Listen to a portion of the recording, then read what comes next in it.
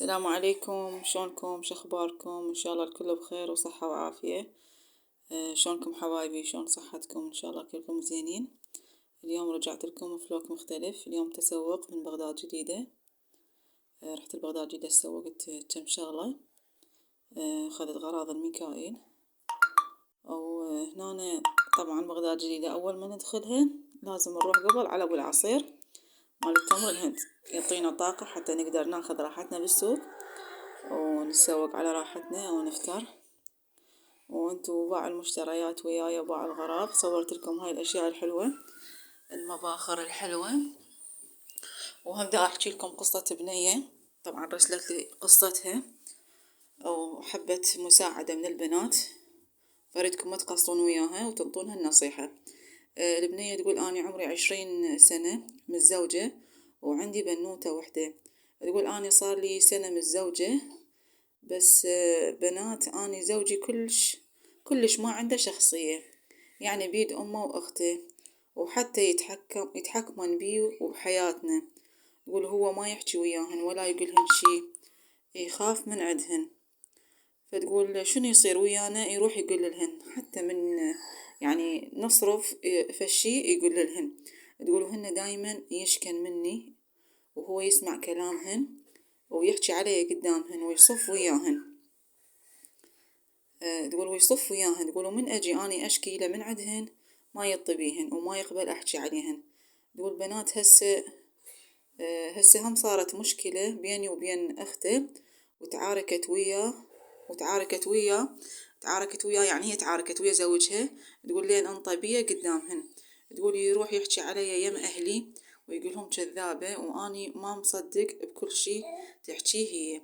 تقول أنا ببيت وحدي وبس عمتي وياي وحماتي اللي يعني هي تتحكم بحياتها متزوجة. تقول يعني مو يمهم. تقول بس هي حاطة قورها وقوري.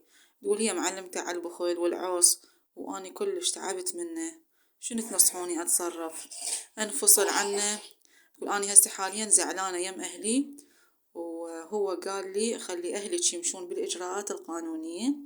تقول فدوة أريد نصيحة من عندكم، شنو أسوي؟ شنو أتخذ من قرار؟ حايرة أني تعبت من عنده كلش وما جاي أقدر أعيش ويا واحد ضعيف شخصية. والله حبيبتي أنا أقولك يعني نصيحتي إلك يعني إذا تشوفين ما منه فايدة اتركيه إلك أحسن، لأن يعني صراحة هيج إنسان يعني عديم شخصية ويسمع كلام الغير، يعني حتى لو أمه وأخته إذا بالباطل ما أسمع لهن كلام أني، ودا يهدم عائلته بإيده وهو عنده بنية. فأني أقول تنسحبين من حياته هواي أحسن. وإذا لا تقولين يعني هو مراد زين وياي وهاي فانطيه فرصة عسى ولعل يتغير. انتم بنات بعد شو تنصحونها كتبولها بالتعليقات. طبعا هي دا تشاهد القناة وراح تشاهد التعليقات مالتكم. وحبيبتي إن شاء الله يفرجها عنك إن شاء الله ويحفظ لك بنتك ويهدي عليك بحق محمد وآل محمد. حبايبي هنا مشترياتنا ببغداد جديدة. طبعا ميكايل عاجبش كم شغلة. طبعا هو كان عيد ميلاده بشهر 12، يعني هي 12 عيد ميلاده. قال ماما أنا أسوي عيد ميلادي ويا عيد ميلاد أختي، لأن هالجورة عيد ميلادها 31/12 يعني يوم رأس السنة، فقال أسوي وياها سوية. فاليوم جبته قلت له اشتري أي شي يعجبك واعتبرها هي هدية عيد ميلادك. فأخذت كم شغلة هنا من بغداد جديدة. طبعا هنا أنا من أجي أدخل له المحل ما قدرت أصور لكم بالسوق، تعرفون يعني بنات وازدحام وهاي. فمن أجي أشتري من عنده الشغلة أستأذن من عنده أقول له عادي يعني بس أصور الغراض ما أصور أي شي. فهو يقول لي أوكي ما عندي مانع. فهنا صورت لكم كم شغلة وإن شاء الله تعجبكم مشترياتنا. حبيت أراويكم هاي الملابس. طبعا هنا أني أخذت قمصلة لبنتي، يعني طالبة من عندها بالمدرسة مالتها العفو المديرة قالت هاي قمصلتك ما يصير تلبسينها بعد لأن يعني جوزية لو أسود لو نيلي. فقلت لها أنا راح أشتريك إياها على أساس زوجها ياخذ الهيام من الكاظمة. قلت لا أنا راح أشتري لك قمصلة من عندي إلك حبيبتي. طبعا أنا كل ما أروح لبغداد جديدة يعني من أشتري الشغلات إذا البنتي أم البنين أو الميكايل أذكرها دائما أشتريها، يعني لكن مصورة حتى داونات اشترى ميكايل هي صارت قدامي فأخذت هي وطلعت قبل لبيتهم وانطيتها الأشياء اللي تحبها ورجعت لبيتنا. يعني أنا أبد ما تروح من بالي ودائما أذكرها حتى لو هي بيت زوجها، ما أعرف يعني لازم أذكرها. هنا راوتكم هاي التراك سودات، هاي هنا التراكات سعرهن 15 الواحد، وهاي القماصل على 25. والبناطير طبعا هذا كله ماركة تركية. سعر البنطلون الواحد 10,000. إن شاء الله الفيديو يعجبكم حبايبي، ولا تنسوني من اللايك والاشتراك وتفعيل الجرس.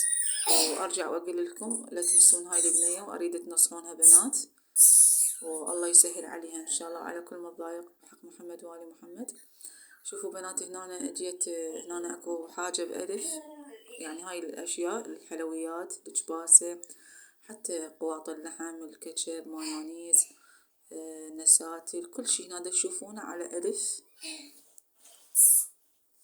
أشياء كلش حلوة، طبعا مو اكسباير لا، بس هي يعني شلون ما أعرف مسوين تخفيضات، فأنا دائما أروح أشتري هنا من عندهم الحاجة على ألف. فدائما أسوق من عندهم للمدرسة، تفيدني هاي الشغلات للدوام مال ميكائيل. والبنتي أم البنين هماتين أخذلها يعني من هذا الكيك البسكت، يعني بضاعتهم رخيصة ومجربتها أني يعني زينة ما بها أي شي، يعني لا اكسباير ولا أي شي. هذا تين هنا أبوي دائما يوصلني يقول تروحين بغداد جديدة هاي 5000 باقية بيدي. يقول لي جيبي لي هذا تين كلش يحبه، فأخذت له من عنده كتجربة، لأن لقيت بيه يابس فهذا شوية حسيت بليونة، قلت آخذ لأبوي إذا يعني عجبه اشتري لي يعني نوبة الأخ من أروح أما أجيب لي باعوا بنات هاي الجنطة. أمي جابت لي إياها من كربلاء. طبعا أمي من كانت بيت الله بالسعودية، فد السعودية قاعدة فسامعة لغة ماما، قايلت لها حاجة أنت عراقية؟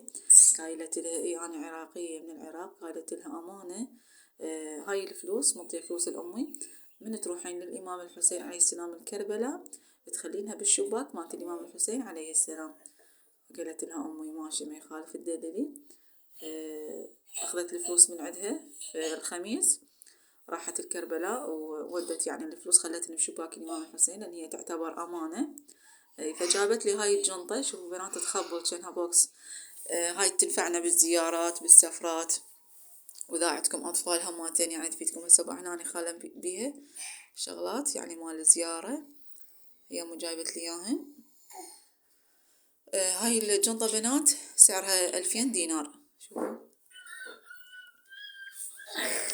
كلش رخيصة وهم حلوة ومناسبة وحلوة، شكلها كأنها يعني بوكس. هنا ورا ما رجعت من بغداد جديدة حبيت أراويكم المشتريات اللي اشتريتها من بغداد جديدة.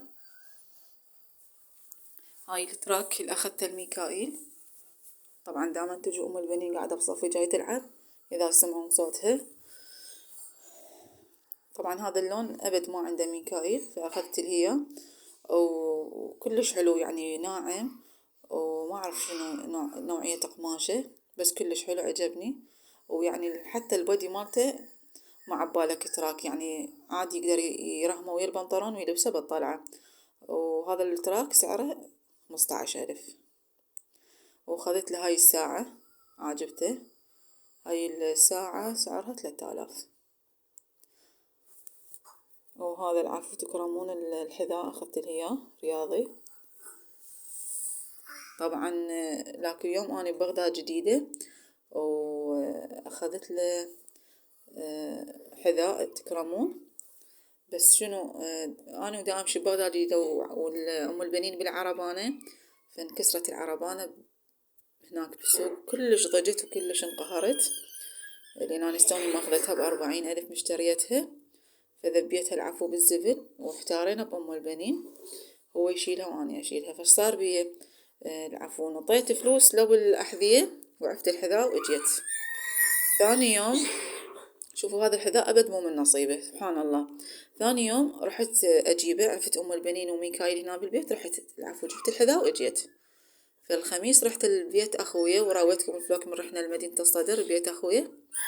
سبحان الله نسينا الحذاء هناك يمهم، دوروا عليه ما لقوه، ما أعرف وين الحذاء راح. قلت سبحان الله، شوف يعني بغداد جديدة ونسيته، وإنه بجيه بالمدينة وما أعرف، سبحان الله مو من نصيبه. فأخذت له هذا العفو الحذاء.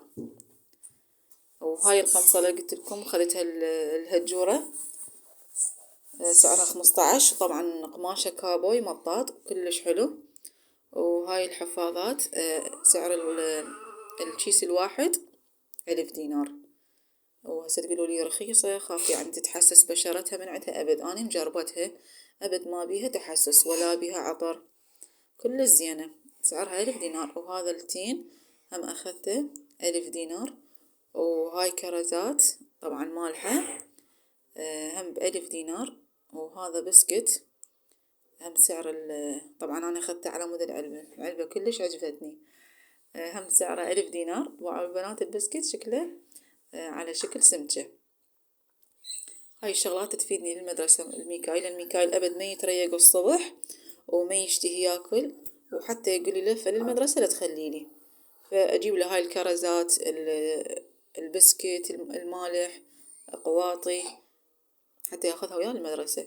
شوفوا بنات هسه هاي هذا الثومية والكاتشب والمايونيز دني على 500 مو 1000. وهذا المعطر سعره 1000 دينار، ريحته كلش طيبة، مال ملابس، العفو للمسح من أستخدم المنظفات